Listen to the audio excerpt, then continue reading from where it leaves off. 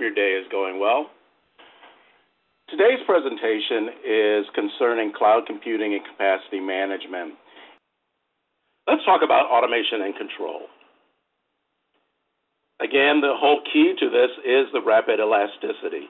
So you're moving and allowing these resources to be provisioned quickly and automatically. You've got templates out there. You've got what they call the golden host, so that every other template or every other server out there may be using the same configuration as this golden host. But then you're also going to have tiers out there. But you need to have the automation and the control with it. You're going to have resource pools, again, with the limits, the shares, and the reservations.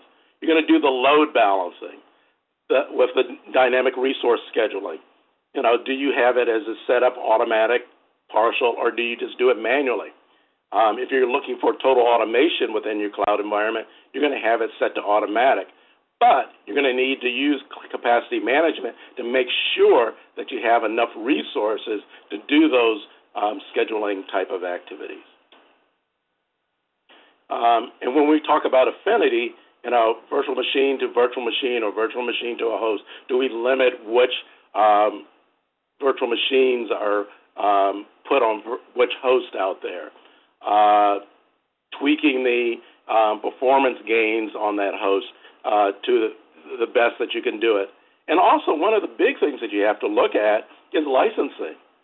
Depending on the licensing model for the software that you are providing the end users, that could be one of the big pieces, the big constraints that may be used out there within cloud computing. So that's one of the challenges you're going to have to face. There's nothing new here about protecting your loved ones, but it needs to be, again, readdressed and reemphasized from a capacity management standpoint in cloud computing. So you may move your critical applications out to the cloud, maybe your payroll, your accounting, manufacturing, and those types of activities. But you need to make sure that they're protected. And having a capacity management process in place is going to allow you to do that. So you're going to be able to make sure that you're guaranteeing the right amount of resources, making sure that they have the right priority. But again, there's trade-offs that you come up with. But again, you just need to look at those trade-offs. And again, it goes back to the statement that we made before. It's a business decision. One trade-off may cost you. One trade-off may cost you a little, but it's worth the risk. It's worth the impact. So capacity management allows you to make those type of business decisions. When you're looking at how to set up a cloud environment, maybe within your internal enterprise, there's a couple of different techniques that you're going to use, and these present challenges within themselves. One of them is the scalability out. You may have resources that are sitting there within the data center that are not being used, that you can think, maybe I can use those as a facility for a cloud initiative. The nice thing about it is it's already physically there. It's probably already cabled up. It's connected to the network. So there's no hardware upgrade. The costs are acceptable. You look at it. But many times it may be older and slower technology. It may not be a 64-bit. It may not be the most power efficient out there. So you need to, again, look at it from a capacity management standpoint and see if we decide to scale out, is it okay just for the short term, medium term, and long term? And then in your reporting and in your processes, you to put a definition on what is short term, long term, and medium term. Now, because of that older technology, many of the times, again, there's going to be additional cost. The biggest cost is going to, again, as I mentioned just a minute ago, is going to probably be the power consumption in space, because these are larger chassis that are sitting out there. scaling up. But what you're looking at in the scaling up and looking at it and feeding that into your capacity management process is,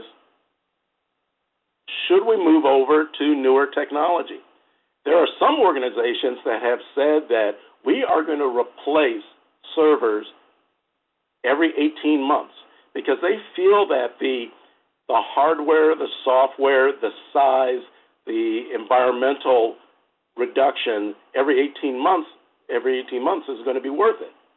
So it's going to be a lot of the quote greener. It's going to make the ecosystem better. It's going to make the environment better. But in doing that, there's a longer lead time. You have a longer planning activities that you need to do with this. So there's hardware cost upgrade. You may be going to larger machines, so there's licenses involved with that.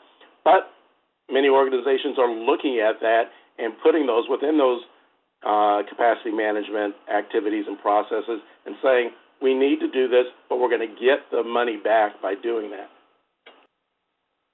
So the challenges, in a nutshell, as we're looking at it, is because the resources may not physically sit into your data center, those resources may be moved around. There may be multiple data centers within your enterprise, maybe using the hybrid type of model that we talked about. So you're going to have more things to measure. So that's one of the challenges that you're going to have out there. We talked about the sizing, making sure that you don't have these cloud bursts where all of a sudden resources are just, tons of resources are provisioned that you really don't have an idea why or what is happening out there, and sizing those resources.